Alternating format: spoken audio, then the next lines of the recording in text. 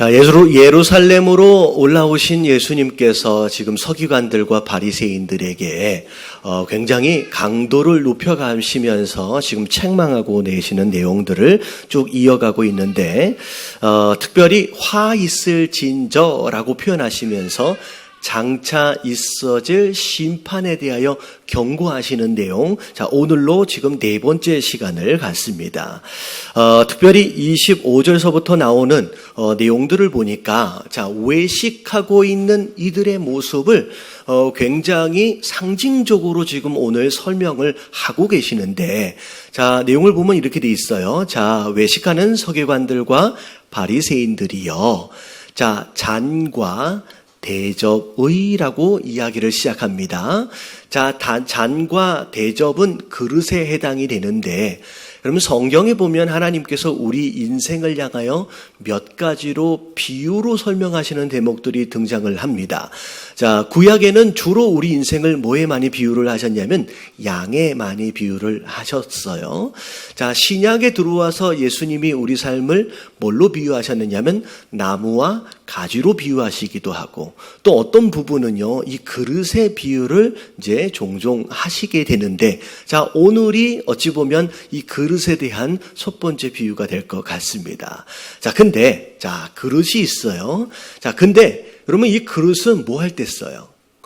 자, 무엇인가를 안에 담기 위하여 쓴다는 거죠. 자, 근데, 담기 위하여 쓰는 그릇이다라고 한다면, 자, 물론 겉도 중요하겠지만 어디가 더 깨끗해야 돼요? 여러분 안에가 더 깨끗해야 되겠죠. 근데 이상하게 이 사람들은 겉을 깨끗하게 하는 데는 엄청 신경을 쓰는데, 자, 뭐에는 무관심해요? 안에는 무관심이에요. 그래서 안에는 하나도 청소가 안 됐고, 안에는 하나도 정돈이 안 돼 있어서 그 안에 뭘로 가득 차 있다? 탐욕과 방탕으로 가득 차 있는 더러운 상태로 있다는 거예요. 여러분 이게 사실은 외식입니다. 겉은 굉장히 깨끗해 보이는데 안에는 굉장히 더러워요. 심지어 자, 이걸 그릇에 비유하셨기도 하지만 그들이 실제적으로 외식하는 행위에 대하여 어떻게까지도 말씀하고 계시냐면 27절. 자, 외식하는 서기관들과 바리새인들이요. 자, 뭐 같대요? 이런 회칠한 무덤 같대요. 이런 무덤에다가, 회라고 하는 것은 마치 페인트처럼 무엇인가를 칠해서 이쁘게 단장한 거예요. 이런 무덤은요, 아무리 이쁘게 단장해도 뭐예요? 그냥 무덤이에요. 무덤인데 무덤을 아름답게 단장해 놓고 꾸며놨어요. 그래서 겉에 볼 때는 이게 뭔가 굉장히 그럴듯해 보이는데 속에는 뭐가 있대요? 죽은 사람의 뼈와 더러운 것이 있대요. 그래서 속에 있는 이 무덤의 상태는 그대로 내버려 두고 이쁘게 단장만 하려고 하는 그들의 모습을 예수님이 외식이라고 부르시면서, 자, 오늘 이 외식을 통하여 우리의 삶을 어떻게 돌아봐야 하는지에 대하여 네 가지로 함께 은혜를 나누려고 합니다. 자, 첫 번째 내용 같이 한번 읽어볼게요. 다 같이 시작. 보이지 않는 마음을 먼저 가꾸는 것이 신앙생활이다. 네. 여러분 그릇에 예수님이 지금 비유를 하고 계시는데, 여러분 그릇의 겉과 속.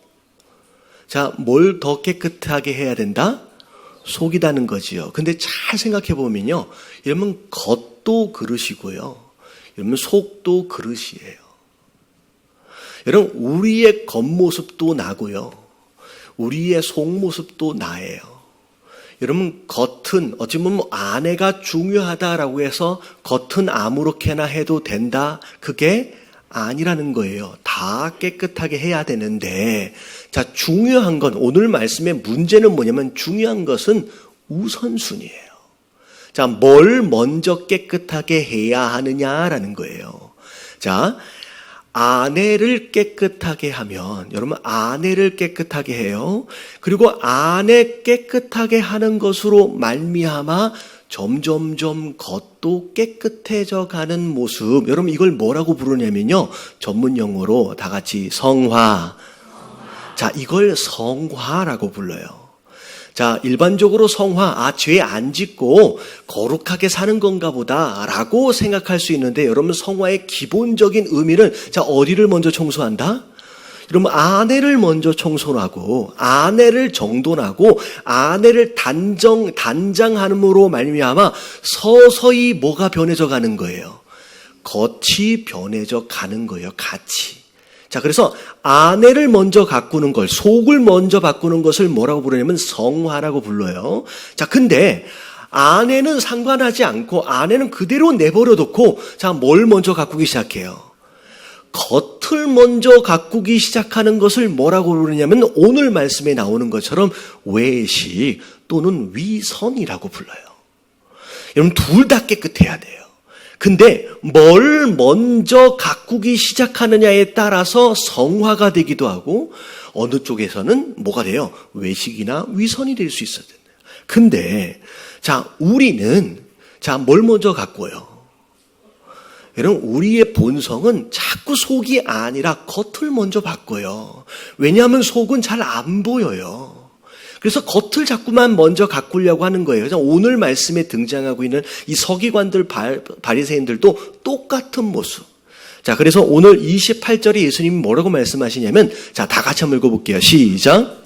이와 같이 너희도 겉으로는 사람에게 옳게 보이되 안으로는 외식과 불법이 가득하도다. 왜 겉을 먼저 가꾸고 단장하기 시작하냐면 누구에게 보이기 위해서? 여러분 사람에게 옳게 보이기 위한 거예요. 여러분 이게 우리 마음 안에 있다는 거예요. 근데 여러분 신앙생활은 사람에게 옳게 보이기 위한 것이 아니라 누구에게 옳게 보이기 위한 거예요? 여러분 하나님께 옳게 보이기 위한 거예요. 여러분 사람은 눈으로 겉을 봅니다. 하지만 하나님은요, 겉도 보시지만 뭘 더 중요하게 생각하신다? 예, 마음의 중심 벌써 나왔네요. 사무엘상 16장 7절에 보면, 자, 같이 한번 읽어봅니다. 시작. 사람은 외모를 보거니와 나 여호와는 중심을 보느니라. 네, 사람은 보이는 외모를 먼저 보죠. 하지만 하나님은 외모가 아니라 뭘 먼저 보세요? 그 마음속, 그 중심을 먼저 보신대요. 여러분 종교 생활이 아니라, 사람에게 옳게 보이기 위한 종교 생활이 아니라 하나님께 옳게 보이기 위한 신앙 생활을 하고 계신다라고 한다면, 여러분 겉모습보다는 자 어디를, 여러분 이 마음 안에 있는 것을 먼저 단장하시게 되길 주님의 이름으로 축원합니다. 그래서 오늘 예수님이 바로 이 말씀을 하셨어요. 26장에 26절에 보니까 눈먼 바리새인이여 너는 먼저 자 어디를? 안을 깨끗하게 하라. 그러면 어떻게 된대요? 그리하면 겉도 깨끗해진대요. 자 어디부터 깨끗함이 시작돼야 돼요? 여러분 안에서부터 우리를 깨끗하게 하시길 주님의 이름으로 축원합니다. 예. 자, 근데 여기까지만 얘기하면, 자, 이 아내를 어떻게 깨끗하게 해야 되나? 라고 좀 궁금해 하실 것 같아요. 그렇죠? 자, 이 아내를 깨끗하게 하는 방법이 있어요. 자, 뭐냐? 자, 다 같이 심는 대로 거둔다. 여러분, 좋은 걸 심으면 좋은 열매가 나와요. 자, 나쁜 걸 심으면 나쁜 열매가 나와요. 그래서 여러분 성경에 갈라디아서 6장 7절 줄 쳐진 데만 보면 딱 그 속담의 내용이 있어요. 사람이 무엇으로 심든지 그대로 거두리라. 그러면 정말로 거룩하고 성결한 열매를 맺길 원한다라고 한다면 여러분 우리 안에 여러분 하나님의 것 깨끗하고 거룩한 것으로 심으시길 주님의 이름으로 축원합니다. 여러분 그런 거예요. 뭘 심느냐가 너무 중요해요. 여러분 요즘에 예능 프로 뭐가 재밌어요? 예능 프로. 이런 거 물어보면 꼭 TV는 저만 보는 것 같처럼 아무것도 모르는 것처럼 뭐 이게 있잖아요.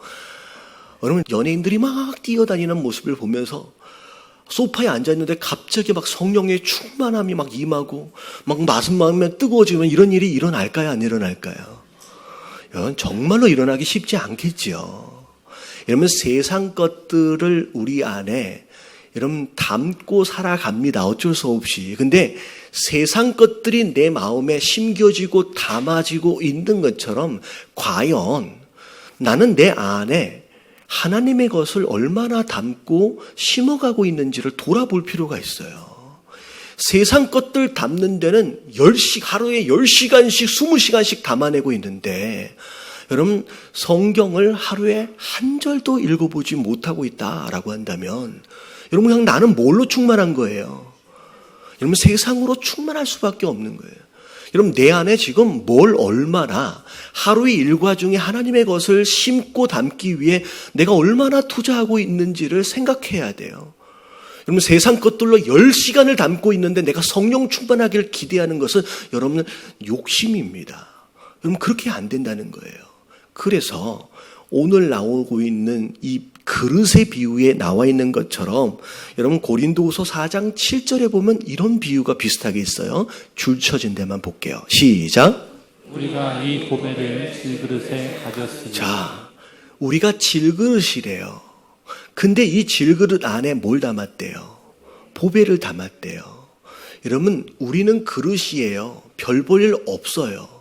근데 성경은 뭘 얘기하고 있냐면 그릇된 우리는 그릇 자체로 인하여 가치가 결정되는 게 아니라 그릇 안에 뭐가 담겨지느냐에 따라서 담겨진 그것이 그릇의 가치를 결정한대요. 자꾸 우리가 그릇을 이쁘게 만들어 보고 그릇을 크게 만들어 보고 그릇을 아름답게 포장해 보려고 애쓰지 마시고 지금 내 안에 뭘 담아내고 있고 지금 뭘 심어가고 있는지 여러분 이 속 사람을 여러분 관심 있게 관리하시게 되길 주님의 이름으로 축원합니다.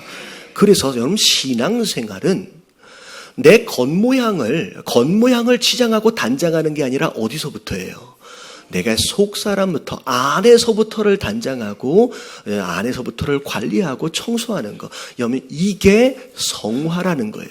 여러분 순서가 바뀜으로 말미암아 여러분 외식하고 위선자 되어지지 않는 저와 여러분들 되시길 주님의 이름으로 축원합니다.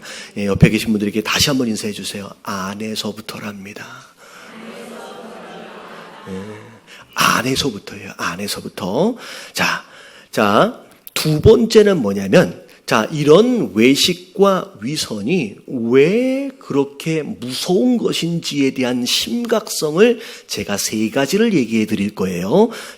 두 번째, 2번입니다. 일단 2번, 시작.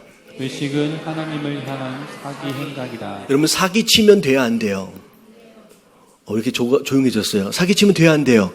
안 돼요. 여러분 사람한테도 사기치면 안 되지만 여러분 하나님에게 사기치면 더 안 되겠죠. 여러분 성경에 보면 신약 성경에 복음서에 보면 예수님한테 사기치다가 큰일 난 존재가 하나가 나와요. 그럼 사람이 아니에요. 사람이 아닌데 사기를 쳤어요. 여러분 무화과 나무. 잘 아시는 거죠? 이번 5월 달에 제가 설교를 했어요. 무화과 나무가 나무인데 예수님에게 사기를 쳤어요. 이게 왜 그런가? 예수님이 마지막 고난주간을 시작하시면서 식사를 못 하시고 나왔어요, 아침에. 그래서 뭐가 먹을 것이 있을까라고 봤더니 무화과 나무가 있어요.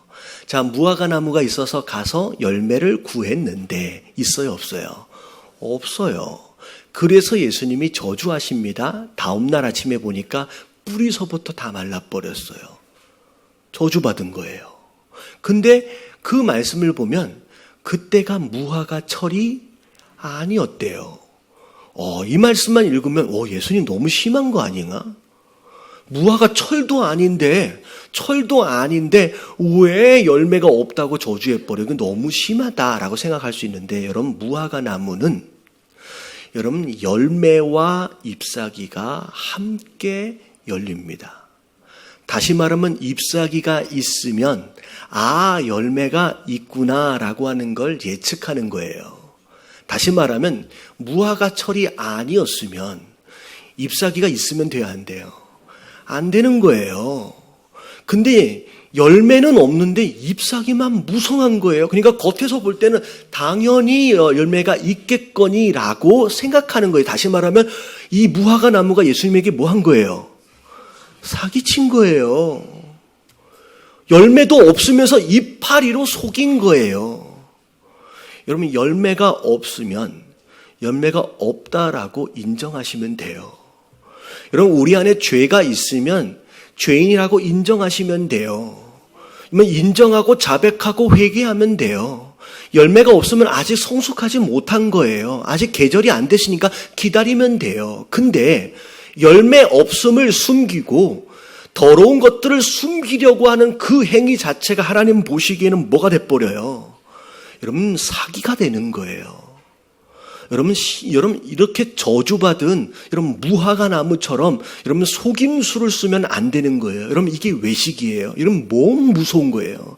그래서 갈라디아서 6장 7절 앞에 살펴봤던 말씀 앞에 부분에 뭐라고 나오느냐. 자, 같이 한번 읽어봅니다. 줄 쳐진 데까지만. 시작. 스스로 속이지 말라. 하나님은 업신여김을 받지 아니하시나니. 여러분, 하나님은 절대 속지 않으십니다. 업신여김을 받지 않으신대요. 근데 중요한 건 뭐냐면 하나님도 속지 않겠거지만 여러분, 중요한 건 위에 거예요. 스스로 속이지 말래요.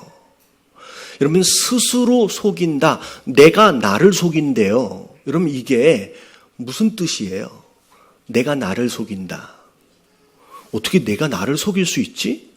여러분, 이걸 한 단어로 얘기하면 뭐가 되냐면 착각이에요. 착각. 이게 잎사귀로 날 포장하고요. 회칠로 무덤을 포장하고 나를 근사하고 아름답게 포장하다 보면 그 겉모습에 심지어 누구도 속기 시작해요. 자기도 속기 시작하는 거예요.